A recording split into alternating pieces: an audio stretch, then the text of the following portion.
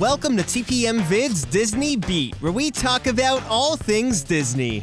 If you're new to the channel, hit that subscribe button and click the bell icon to be notified when we upload a new video. We also have Instagram and Twitter. You can find us at TPM Videos.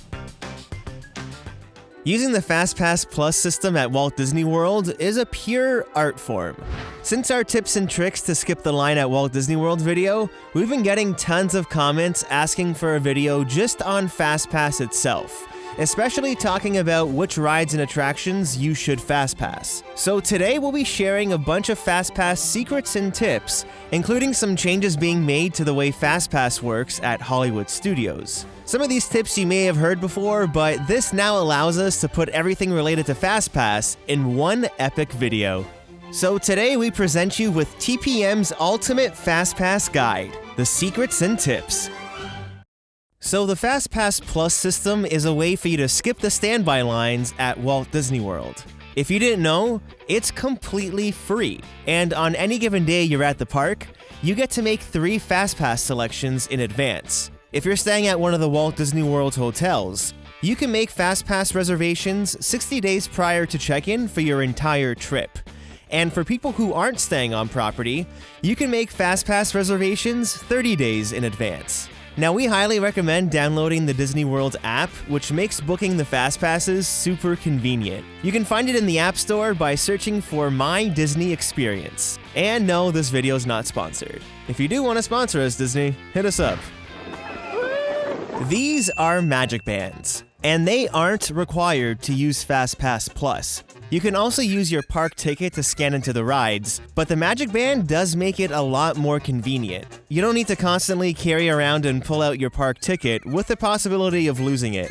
Another little tip with your park tickets, always make sure to take a picture of the back of the ticket just in case you happen to actually lose it. This will act as a backup and actually prove that it was your ticket. Now, if you're staying on Walt Disney World property, the Magic Bands are free and will be shipped to you, but you can buy a basic colored band for only about $12 each. When it comes to booking time slots, we recommend booking your first Fastpass about 45 minutes after the park opens, since you can get quite a bit done through standby lines during the first 45 minutes to an hour. Also, try using your first 3 Fastpass reservations by around 3 p.m. or even earlier if you can. After you use up the last Fastpass, you can keep making additional Fastpass reservations one at a time for the remainder of the day as long as they're still available. So using your 3 selections earlier in the day allows you to book an additional Fastpass while there's still quite a few attractions available. It's best that you choose time slots as close to the current time as possible, so once you use that one up, you can make another selection just that much quicker. Depending on the day, the selection of attractions might be hit or miss on certain days of the week and during busier seasons like spring break, Christmas, or Thanksgiving. If you keep checking day of, slots open up last minute for the popular attractions, but you need to be quick to book those. Just like here, within the span of less than 20 seconds, Big Thunder Mountain went down to only 2 available time slots for that day. So while we're on the topic, let's just start off with the Magic Kingdom. These are TPM's recommendations on which rides and attractions you should Fastpass in your first 3 selections. So our recommendations are Big Thunder Mountain, Splash Mountain, Space Mountain, Peter Pan's Flight, Seven Dwarfs Mine Train, and Enchanted Tales with Belle. If you head to the Adventureland/Frontierland side as soon as the park opens, you can get away with booking a Fastpass for either Big Thunder Mountain or Splash Mountain. You shouldn't need to Fastpass both, since the standby line for those 2 rides first thing in the morning usually aren't too long. You definitely want to book Space Mountain as one of your 3 for sure, since Space Mountain usually runs out of Fastpasses early in the afternoon, and usually has a very long wait during the day. Now, the Fastpasses for Seven Dwarfs Mine Train usually book up very quickly, so there's a good possibility if you're staying off Disney property and book your Fastpasses 30 days in advance, that the ride won't be available. If you're booking 60 days in advance, then you shouldn't have a problem if you book right at your 60-day window. Now, if you can't get a Fastpass for Seven Dwarfs Mine Train, then it's a good one to head to during the fireworks, but in the past, we've always been lucky with day of Fastpasses for this one, so just keep checking the app during the day, but be sure to be quick to book them when you see it. Mine Train's a fun ride with some really cool animatronics, but it's definitely not worth spending over 70 minutes waiting in a standby line. So Fastpass for this one is kind of a must. The classic Peter Pan's Flight also has ridiculously long waits, usually around the 60-minute plus marker, so if your family really wants to ride Peter Pan, this is also a definite Fastpass. Enchanted Tales with Belle also has a history of having pretty long lines as well, and usually Fastpasses run out early on in the day, so again, if your family wants to experience this attraction, a Fastpass would definitely be the way to go.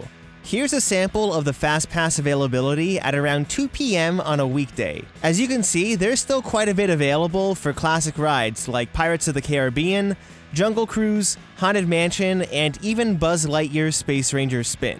If you follow our recommendation of finishing up your first 3 Fastpasses by early afternoon, then you shouldn't have a problem booking additional Fastpasses for those rides. Now let's move to Epcot, where Fastpass is set up a bit differently at this park. The rides and attractions are separated by a 2-tier system and only allows you to book one attraction from Tier 1, and then the other 2 selections need to be from Tier 2. So the Tier 1 attractions at Epcot are Frozen Ever After, Test Track, Soarin', and Illumination's Reflections of Earth. Now TPM's Fastpass recommendations for Epcot are Test Track, Soarin', and Frozen Ever After. But since they're all part of Tier 1, you won't be able to book all of them. So, if you're someone who definitely needs to ride Frozen Ever After, book this as your Tier 1 selection, since the wait for this ride can still be very long, and day of Fastpasses tend to show up less often, but that's not to say that they never show up. When they do become available, it's usually for later slots in the evening. So if you end up using Frozen as your Tier 1 selection, you can use the single rider line for Test Track, and then rope drop Soarin' as soon as the park opens. Now, if you don't want to rope drop Soarin' or use the single rider line at Test Track, after you've used your first 3 Fastpass selections, you're able to book more Tier 1 Fastpasses one at a time.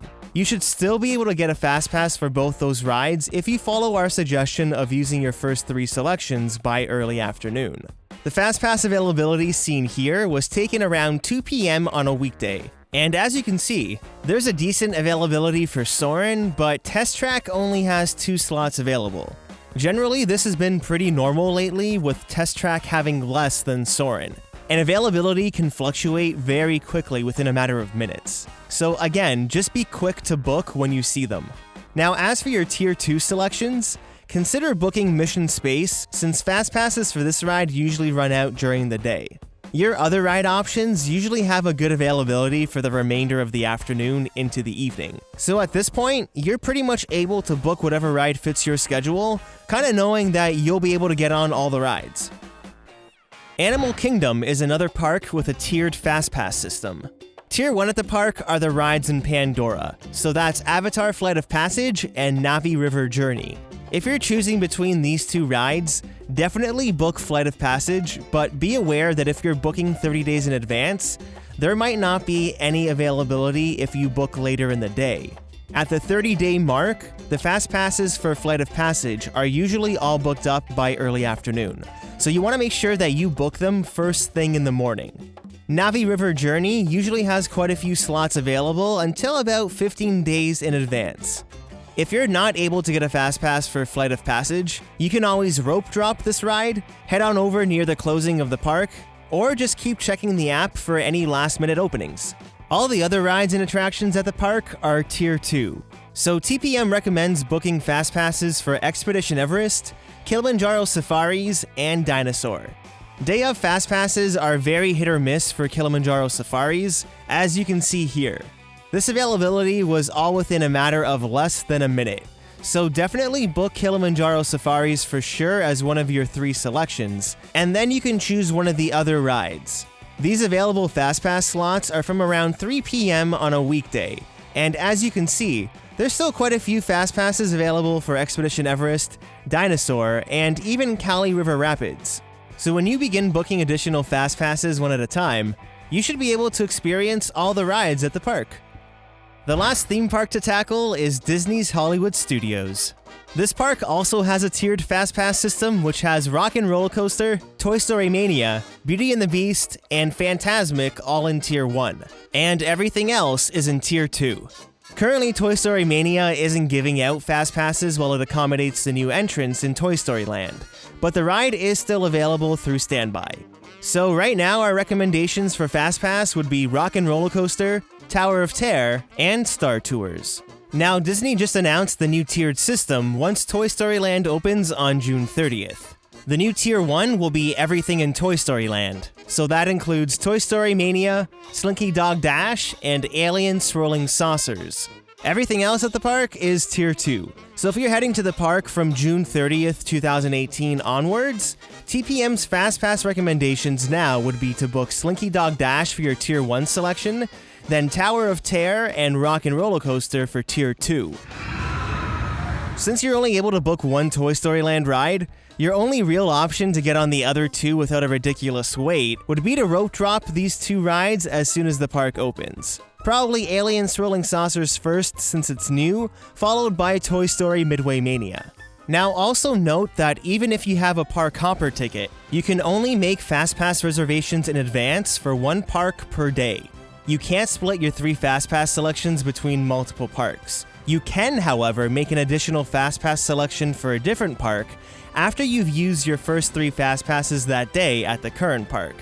The FastPass Plus system also has an unofficial grace period allowing you to arrive 5 minutes early or 15 minutes past your window, usually without any issues. Now, if you completely miss your FastPass window, you don't lose out on a FastPass selection. You can make a new selection by clicking the Modify button on the reservation from the missed attraction, and either choose a new time if it's still available for the same attraction, or choose a brand new experience. Another little FastPass tip once you're wandering the park booking FastPasses one at a time is before you head into a standby line, check the app and see if there's any FastPasses available for the current time slot. A lot of the times, the attraction has availability right there and then, so you can book that FastPass right away, head through the FastPass line, and avoid the entire standby even though you just booked it 2 minutes ago. So, there you go. Those are all of our secrets and tips for using FastPass Plus at Walt Disney World. Now, do you have any additional tips about using FastPass that you want to share? Leave a comment down below to start a conversation, and don't forget to hit that like button if you enjoyed the video.